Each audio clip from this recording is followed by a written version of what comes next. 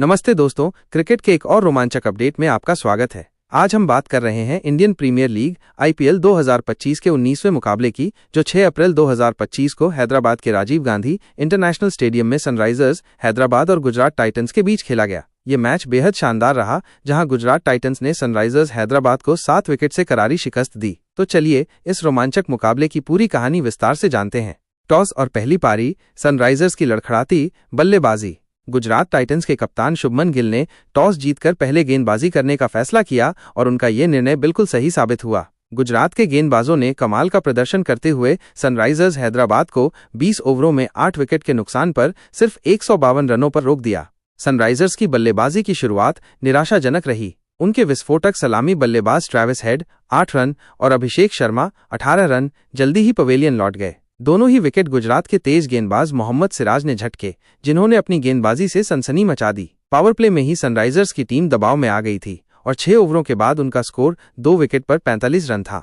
इसके बाद ईशान किशन भी सिर्फ 17 रन बनाकर आउट हो गए। मध्यक्रम में नीतीश कुमार रेड्डी और हेनरिक क्लासेन ने पारी को संभालने की कोशिश की। नीतीश ने सर्वाधिक 31 रन बनाए, जबकि क्लासेन ने 27 रनों का योगदान दिया। दोनों ने एक छोटी साझेदारी जरूर की, लेकिन गुजरात के गेंदबाजों ने उन्हें ज्यादा देर तक टिकने नहीं दिया। रवि श्रीनिवासन साई किशोर ने पहले क्लासेन को 14वें ओवर में और फिर नीतीश रेड्डी को 16वें ओवर में आउट कर दिया।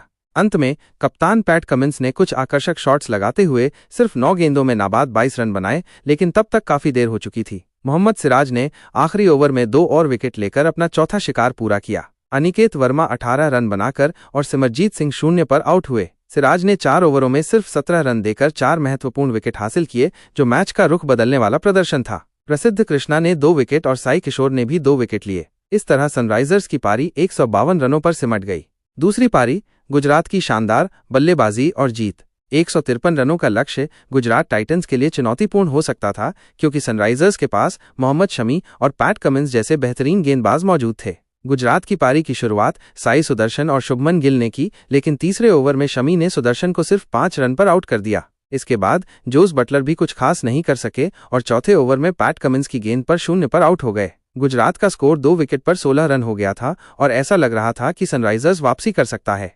लेकिन इसके बाद कप्तान शुभमन गिल और वॉशिंगटन सुंदर ने मोर्चा संभाला। दोनों बल्लेबाजों ने तीसरे विकेट के लिए 90 रनों की शानदार साझेदारी की, जिसने मैच को सनराइजर्स की पकड़ से दूर कर दिया। वॉशिंगटन सुंदर ने 29 गेंदों में 49 रन बनाए, जिसमें कई दर्शनीय शॉट शामिल थे। वो अपने अर्धशतक से सिर्फ 1 रन दूर रह गए जब शमी ने उन्हें आउट किया और अनिकेत वर्मा ने एक शानदार कैच पकड़ा।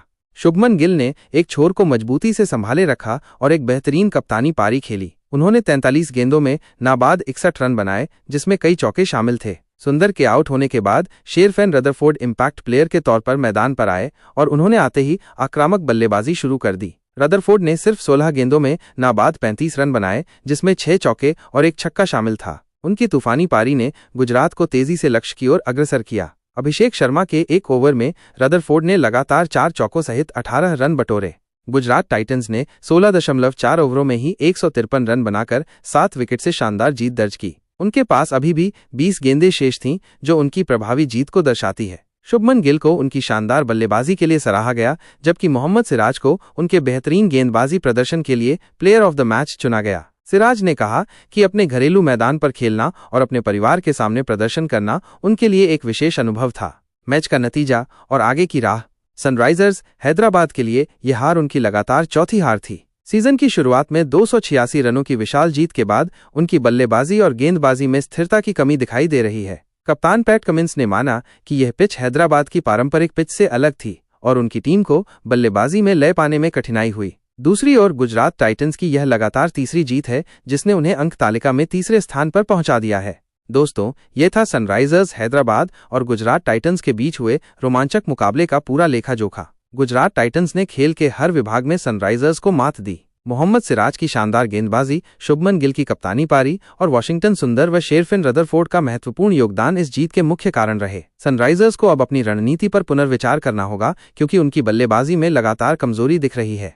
अब अगला मुकाबला 7 अप्रैल को मुंबई इंडियंस और रॉयल चैलेंजर्स बैंगलोर के बीच वानखेड़े स्टेडियम में खेला जाएगा, जो निश्चित रूप से एक और रोमांचक मुकाबला होगा। तो क्रिकेट का आनंद लेते रहिए और हमें बताइए कि आपको ये अपडेट कैसा लगा। हम जल्द ही एक और नए मैच के अपडेट के साथ फिर मिलेंगे। तब तक के लिए अलविदा और शुभ रात्रि।